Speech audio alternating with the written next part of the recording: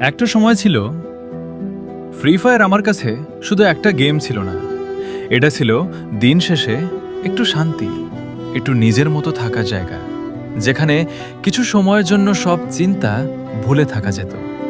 কিন্তু তখন ভালো ফোন ছিল না, ভালো ডিভাইস ছিল না।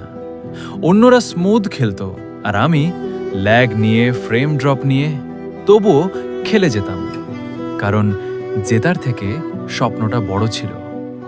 মনে হতো একদিন সব ঠিক হবে, একদিন আমিও ভালো ফোনে খেলবো, একদিন আমিও নিজের মতো করে একটা সুন্দর কামব্যাক করব।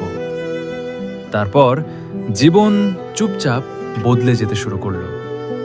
কাজ বেড়ে গেল, দায়িত্ব বেড়ে গেল, সময় কমে গেল, আর অজান্তেই গেমটা দূরে সরে গেল।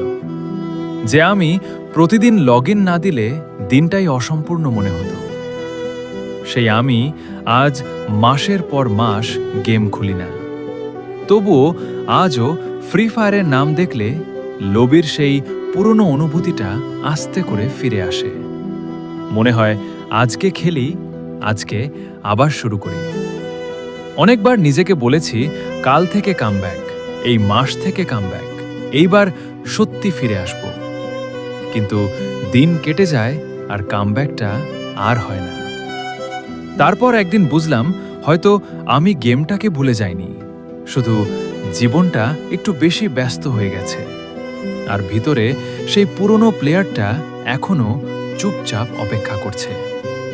হয়তো একদিন রাতের কোনো এক সময় হঠাৎ করেই আবার গেমটা খুলব, পুরনো আইডিতে ঢুকব, কিছু বলবো না, শুধু চুপচাপ একটা ম্যাচ খেলব আর মনে মনে বলবো আমি ফিরে এসেছি।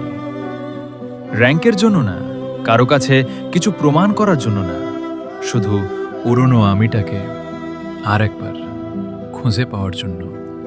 কামব্যাক এখনো হয়নি, কিন্তু স্বপ্নটা এখনো অফলাইন যায়নি।